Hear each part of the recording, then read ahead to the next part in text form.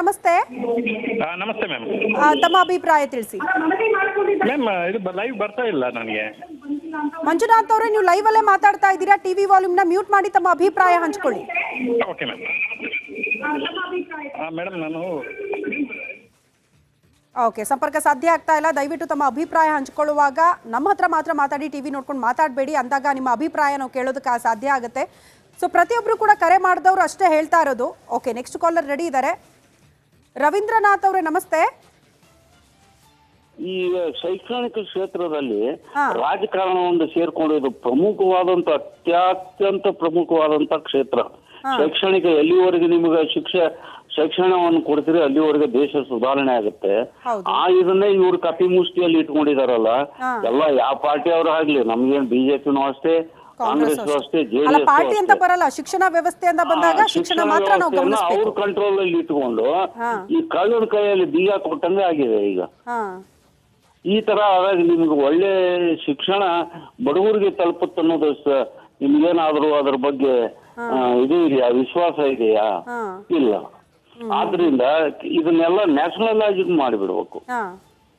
Bank ರಾಷ್ಟ್ರೀಕರಣ ಹೆಂಗಾಯ್ತು ಹಂಗ school ಎಲ್ಲ ರಾಷ್ಟ್ರೀಕರಣ ಮಾಡಿ ಆ ಸಂಪತ್ತನ್ನು ಪೂರ್ತಿ ಇವರು ತಗೊಂಡು ಅಲ್ಲಿ ಬಡವರ ಮಕ್ಕಳಿಗೆ ಒಳ್ಳೆ ವಿದ್ಯಾಭ್ಯಾಸ ಕೊಟ್ರೆ ಸರಿ ಆಗುತ್ತೆ. ಅಲ್ಲೇ BO ರೊಕ್ಕ ತಿನ್ನಲ್ಲ, DDPI ತಿನ್ನಲ್ಲ, ಏನು ಮಾಡಕ್ಕಾಗಲ್ಲ. ತಿಂದ್ರೆ ಗಂಭೀರವಾದಂತ ಶಿಕ್ಷೆಗಳನ್ನ ಸರ್ಕಾರ ಕೊಡುತ್ತೆ. ಹೌದು. ಓಕೆ ಓಕೆ ರವೀಂದ್ರನಾಥ್ ಅವರೇ, ಧನ್ಯವಾದಗಳು ತಮ್ಮ ಅಭಿಪ್ರಾಯ ಹಂಚಿಕೊಂಡಿದ್ದಕ್ಕಾಗಿ. ನೆಕ್ಸ್ಟ್ ಕಾಲರ್ ನಾಗರತ್ನ ಅವರೇ ನಮಸ್ತೆ. ನಮಸ್ತೆ ಮೇಡಮ್. ತಮ್ಮ ಅಭಿಪ್ರಾಯ ತಿಳಿಸಿಮ್ಮ. ಮೇಡಮ್ ಅವರು ಸರ್ಕಾರದವರು ತಿರ್ಗಾ ಅಂಗನವಾಡಿ ಅಪ್ಲಿಕೇಶನ್ ಕೊಡ್ತಾನೆ ಇದಾರೆ. ಇನ್ನು ಸೆಲೆಕ್ಷನ್ ಯಾವ್ದು ಹೊರಕೋತಿಲ್ಲ, ಬರೀ ಹೊಡೆದಾಡೋದು ಕಿತ್ತಾಡೋದೇ ಮಾಡ್ತಾ ಇದಾರೆ. ಫಸ್ಟ್ SLC ಏಳನೇ ಕ್ಲಾಸ್ ತಗೊಂಡಿದ್ದಾರೆ ಮೇಡಮ್. ಓಕೆ, ಅಂಗನವಾಡಿ ಮತ್ತೆ SLC ಆಫ್ಲೈನ್ ತಗೊಂಡಿದ್ದಾರೆ. ಮತ್ತೆ ಇನ್ನೊಂದ್ಸಲ ಆನ್ಲೈನ್ ತಗೊಂಡ್ಬೇಕಂತ ಹೇಳ್ತಾ ಇದಾರೆ. ಇವಾಗ ಫಸ್ಟ್ ಆಫ್ಲೈನ್ ಯಾಕೆ ತಗೊಂಡಿದ್ರು ಮೇಡಮ್ ಅವರೇ? ಇವಾಗ ಸರ್ಕಾರದವರೆಲ್ಲರೂ ಅವ್ನ ಹಂಗೆ ಇಟ್ಕೊಂಡು ಕುತ್ಕೊಂಡಿದ್ದಾರೆ. ಎಲ್ಲ ಹೆಣ್ಮಕ್ಳು ಆತ್ಮಹತ್ಯೆ ಮಾಡ್ಕೊಂತ ಇದಾರೆ. ಓಕೆ ಓಕೆ ನಾಗರತ್ನ ಅವರೇ, ನಿಮ್ಮ ಆಡಿಯೋ ಕರೆಕ್ಟಾಗಿ ಕೇಳಿಸ್ತಾ ಇಲ್ಲ. ಎನಿವೆ, ನಿಮ್ಮ ಅಭಿಪ್ರಾಯ ಜನ ನೋಡ್ತಾ ಇದ್ದಾರೆ. ಜೊತೆಗೆ ಈ ಖಾಸಗಿ ಶಾಲೆಗಳ ನಿರ್ಧಾರದ ಬಗ್ಗೆ ನೀವು ಮಾತನಾಡ್ತಾ ಇದ್ರಿ. ಧನ್ಯವಾದಗಳು ತಮ್ಮ ಅಭಿಪ್ರಾಯ ಹಂಚ್ಕೊಂಡಿದ್ದಕ್ಕಾಗಿ. ನೆಕ್ಸ್ಟ್ ಕಾಲರ್ ರೆಡಿ ಇದ್ದಾರೆ. ಮಂಜುನಾಥ್ ಅವರೇ ನಮಸ್ತೆ. ನಮಸ್ತೆ ಮೇಡಮ್. ತಮ್ಮ ಅಭಿಪ್ರಾಯ ಹಂಚ್ಕೊಳ್ಳಿ ಸರ್. ಮೇಡಮ್, ಇದು ಈ ಕೊರೋನಾ ಟೈಮಲ್ಲೂ ಕೂಡ ನಾನು ಸಾಕಷ್ಟು ಪ್ರೊಟೆಸ್ಟ್ ಮಾಡಿದ್ದೀನಿ ಈ ವಿಚಾರವಾಗಿ. ಶಶಿಕುಮಾರ್ ಇದಾರಲ್ಲ, ಈಗ ಲೈವ್ ಅಲ್ಲೆಲ್ಲ ನೋಡ್ತಾ ಇರ್ಬೋದು ನೀವು. ಹೌದು ಹೌದು, ಶಶಿಕುಮಾರ್ ಅವರು ಮಾತಾಡ್ತಾ ಇದ್ರು. ಅವ್ರು ಹೆಂಗ್ ಮಾತಾಡ್ತಾರೆ ಅಂದ್ರೆ, ಇಲ್ಲೂ ಮಾತಾಡ್ತಾರೆ ಅಲ್ಲೂ ಮಾತಾಡ್ತಾರೆ. ಇದು ಸರಿಯಾದ ಒಂದು ನಿರ್ಧಾರ ಅಲ್ಲ. ಯಾವ್ದು ಶಾಲೆಗಳಲ್ಲಿ, ಈ ಖಾಸಗಿ ಶಾಲೆಗಳಲ್ಲಿ ಹೋಗಿ ಅಲ್ಲಿ ಪಾಠಗಳು ಸರಿ ಆಗ್ತಿದ್ಯಾ ಮಕ್ಕಳನ್ನ ಕೇಳಬೇಕು. ಯಾವ ಪೇರೆಂಟ್ಸು ಬಂದು ಪೇರೆಂಟ್ಸ್ ಟೀಚರ್ಸ್ ಮೀಟಿಂಗ್ ಅಲ್ಲಿ ಯಾರನ್ನು ಅಬ್ಜೆಕ್ಷನ್ ಮಾಡಲ್ಲ. ಅವ್ರ ಮಕ್ಕಳನ್ನ ಟಾರ್ಗೆಟ್ ಮಾಡ್ತಾರೆ. ಇದು ಸಹಜವಾಗಿ ಎಲ್ಲಾ ಸ್ಕೂಲ್ಗಳು, ಖಾಸಗಿ ಶಾಲೆಗಳಲ್ಲೂ ನಡ್ತಾ ಇದೆ. ಇವ್ರಿಗೆ ಪ್ರಾಬ್ಲಮ್ ಬಂದಿದೆ ಅಂತ ಇವಾಗ ನಮ್ಮನ್ನ ಮುಂದೆ ಇಟ್ಕೊಂಡು ಮಾತಾಡೋದು ಸರಿ ಇಲ್ಲ. ಇವರು ಅಲ್ಲ ಮಂಜುನಾಥ್ ಅವರು, ಈಗ ನೀವು ಹೇಳ್ತಾ ಇರೋದು ಶಿಕ್ಷಣ ಇಲಾಖೆ ಖಾಸಗಿ ಶಾಲೆಗಳಿಗೆ ಪ್ರಾಬ್ಲಮ್ ಮಾಡ್ತಾ ಇದೆ ಅಂದ್ರೆ, ಖಾಸಗಿ ಶಾಲೆಗಳಿಂದ ಪೋಷಕರಿಗೆ ಸಮಸ್ಯೆ ಆಗ್ತಾ ಇದೆ, ಮಕ್ಕಳಿಗೆ ಸಮಸ್ಯೆ ಆಗ್ತಾ ಇದೆ. ಮೊದಲು ಅದನ್ನ ಗಮನ ವಹಿಸಬೇಕು ಅಂತಿದ್ದೀರಾ? ಓಕೆ ಓಕೆ ಮಂಜುನಾಥ್ ಅವರೇ, ತಮ್ಮ ಅಭಿಪ್ರಾಯ ಹಂಚಿಕೊಂಡಿದ್ದಕ್ಕಾಗಿ ಧನ್ಯವಾದಗಳು. ನೆಕ್ಸ್ಟ್ ಕಾಲರ್ ರೆಡಿ ಇದ್ದಾರೆ ಶಿವಮೊಗ್ಗದಿಂದ. ಸಂಜು ಅವರೇ ನಮಸ್ತೆ. ಓಕೆ, ಸಂಜು ಅವರು ಕಾಲ್ ಮಾಡಿದ್ರು, ತಮ್ಮ ಅಭಿಪ್ರಾಯ ಹಂಚ್ಕೊಳ್ಳೋದಕ್ಕೆ. ಕರೆ ಕಟ್ಟಾಗಿದೆ, ಧನ್ಯವಾದಗಳು. ಬಹುತೇಕರು ತಮ್ಮ ಅಭಿಪ್ರಾಯ ಹೇಳ್ತಾ ಇರೋದು, ಶಿಕ್ಷಣ ಇಲಾಖೆಯಲ್ಲಿ ಭ್ರಷ್ಟ ವ್ಯವಸ್ಥೆ ಇದೆ ಅನ್ನೋ ಕಾರಣಕ್ಕೆ ಈ ಖಾಸಗಿ ಶಾಲೆಗಳು ಸಿಡಿದೆದ್ದಿದೆ. ಬಟ್ ಇವರಿಂದ ನಮಗೆ ಸಮಸ್ಯೆ ಆಗ್ತಾ ಇದೆ ಅಲ್ಲ, ಇದನ್ನ ಬಗೆಹರಿಸೋರು ಯಾರು? ಪೋಷಕರು ಈ ರೀತಿ ಪ್ರಶ್ನೆ ಮಾಡ್ತಿದ್ದಾರೆ. ನೆಕ್ಸ್ಟ್ ಕಾಲರ್ ರೆಡಿ ಇದ್ದಾರೆ. ನಮಸ್ತೆ. ನಮಸ್ತೆ ಸರ್. ನಮಸ್ತೆ. ನಮಸ್ತೆ ಮೇಡಮ್. ತಮ್ಮ ಅಭಿಪ್ರಾಯ ಹಂಚ್ಕೊಳ್ಳಿ ಸರ್. ಏನಿಲ್ಲ ಮೇಡಮ್, ಈಗ ಇರ್ತಕ್ಕಂಥ ಒಂದು ಶಿಕ್ಷಣ ವ್ಯವಸ್ಥೆಯಲ್ಲಿ ನಾನು ಪ್ರೈವೇಟ್ ಶಾಲೆಯಲ್ಲಿ 45,000 ರೂಪಾಯಿ ದುಡ್ಡು 31 ವರ್ಷ ದುಡಿದಿದ್ದೇನೆ ಸುಮಾರು. ಆಮೇಲೆ ನಂತರ ಈಗಿರ್ತಕ್ಕಂಥ ಒಂದು ವ್ಯವಸ್ಥೆಯಲ್ಲಿ ಶಿಕ್ಷಣದ ಒಂದು ವ್ಯವಸ್ಥಿತ ನಾವೇನು ಪ್ರಾಯೋಗಿಕವಾದಂತ ಶಿಕ್ಷಣ ಕೊಡಕ್ ಆಗ್ತಾ ಇಲ್ಲ. ಕರೆಕ್ಟ್. ಇವತ್ತಿನ ವ್ಯವಸ್ಥೆಯಲ್ಲಿ LKG UKG ಇಂದ ಸಾಕಷ್ಟು ದುಡ್ಡನ್ನು ಸುಲಿತಕ್ಕಂಥ ವ್ಯವಸ್ಥೆ ಪ್ರೈವೇಟ್ ಶಾಲೆಗಳಲ್ಲಿ ಇದೆ. ಅಲ್ಲಿಗೂ ಮತ್ತು ನಮ್ಮ ಸರ್ಕಾರಿ ಶಾಲೆಗೆ ಇರ್ತಕ್ಕಂಥ ವ್ಯತ್ಯಾಸ ಏನು? ಸರಿಯಾದ ಶಿಕ್ಷಣ ಕೊಡಕ್ಕೆ ಸರಿಯಾದ ಮೌಲ್ಯಮಾಪನ, ಸರಿಯಾದ ತಪಾಸಣೆ ನಡೀತಾ ಇಲ್ಲ. ಹೌದು. ಹಾಗಾಗಿ ನಮ್ಮ ಸರ್ಕಾರಿ ಶಾಲೆಗಳಲ್ಲಿ ಸಾಕಷ್ಟು ಮಕ್ಕಳು ಸೇರ್ತಾ ಇಲ್ಲ. ಯಾಕೆ ನಾನು ಸರ್ಕಾರಿ ಶಾಲೆಯಲ್ಲಿ ನಾನು ಮಾಡಿದ್ದು ಉಂಟು. ಹಾ ಸರ್ಕಾರಿ ಶಾಲೆಯಲ್ಲಿ ನನ್ನ ಹೆಂಡತಿ ಕೆಲಸ ಮಾಡ್ತಿದ್ದಾಳೆ, ನಾನು ಪ್ರೈವೇಟ್ ನಲ್ಲಿ ಕೆಲಸ ಮಾಡಿದ್ದುಂಟು. ಹ್ಮ್ ನಂತರ ಇವೆರಡರಲ್ಲಿ ವ್ಯತ್ಯಾಸವನ್ನು ಅಳೆದು ನೋಡ್ಲಿಕ್ಕಾಗಿ ಶಿಕ್ಷಣ ಒಂದ್ ಸ್ವಲ್ಪ ಏನೋ ಪ್ರೈವೇಟ್ ಶಾಲೆಯಲ್ಲಿ ಇದೆ ಅನ್ನೋ ಒಂದು ಕಾರಣಕ್ಕೆ ಹ್ಮ್ LKG UKG ಸುಮಾರು 2 ಲಕ್ಷ 3 ಲಕ್ಷ 5 ಲಕ್ಷ ತನಕ ದುಡ್ಡು ಪೀಕೋದಾದ್ರೆ ಹಾ ನಾಳೆ 12 ವರ್ಷ 16 ವರ್ಷ 20 ವರ್ಷದೊಳಗೆ ಫೈನ್.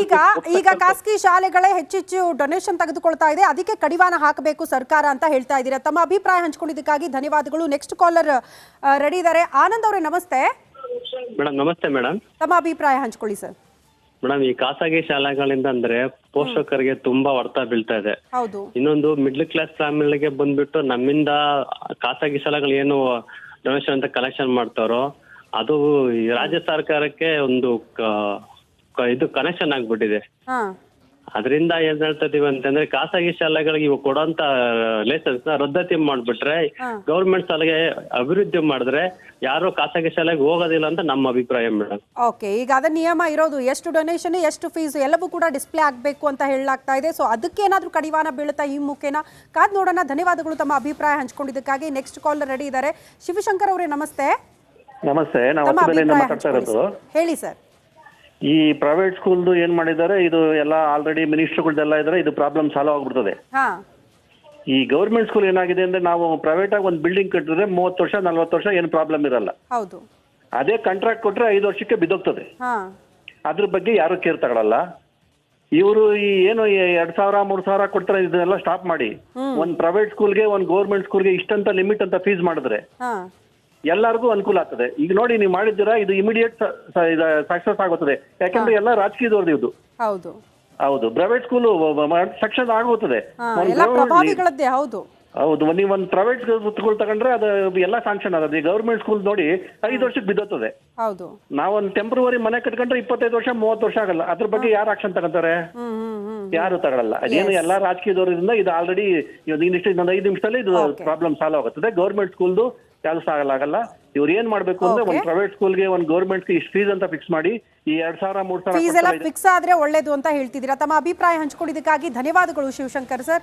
ಸಾಕಷ್ಟು ಜನ ಮಾತನಾಡ್ತಾ ಇದ್ದೀರಾ, ಕರೆ ಮಾಡ್ತಾ ಇದ್ದೀರಾ. ಖಂಡಿತ ನೀವು ಕೂಡ ಕರೆ ಮಾಡೋದಕ್ಕೆ ಅವಕಾಶ ಇದೆ. ನಮ್ಮ ಸ್ಕ್ರೀನ್ ಮೇಲೆ ನಂಬರ್ ಕೂಡ ಡಿಸ್ಪ್ಲೇ ಆಗ್ತಾ ಇದೆ. ಕರೆ ಮಾಡಿ ನಿಮ್ಮ ಅಭಿಪ್ರಾಯವನ್ನ ಹಂಚ್ಕೊಳ್ಳಿ. ಕಾರಣ ಶಿಕ್ಷಣ ಇಲಾಖೆಯ ಭ್ರಷ್ಟ ವ್ಯವಸ್ಥೆ ಬಗ್ಗೆ ಖಾಸಗಿ ಶಾಲೆಗಳು ಪ್ರಶ್ನೆ ಮಾಡ್ತಾ ಇದೆ. ಖಾಸಗಿ ಆಚರಣೆ ಮಾಡ್ತೀವಿ, ನಮ್ಮ ಮನವಿಗೆ ಇಲ್ಲಿ ತನಕ ಸರ್ಕಾರ ಸ್ಪಂದಿಸ್ಲೇ ಇಲ್ಲ ಅನ್ನುವಂತ ಪ್ರಮುಖ ವಿಚಾರವನ್ನ ಪ್ರಸ್ತಾಪ ಮಾಡ್ತಿದ್ದಾರೆ. ಸಾರ್ವಜನಿಕರು ಕೂಡ ಕರೆ ಮಾಡಿ ಮಾತನಾಡ್ತಾ ಇದ್ರು. ನೆಕ್ಸ್ಟ್ ಕಾಲ್ ರೆಡಿ ಇದ್ದಾರೆ.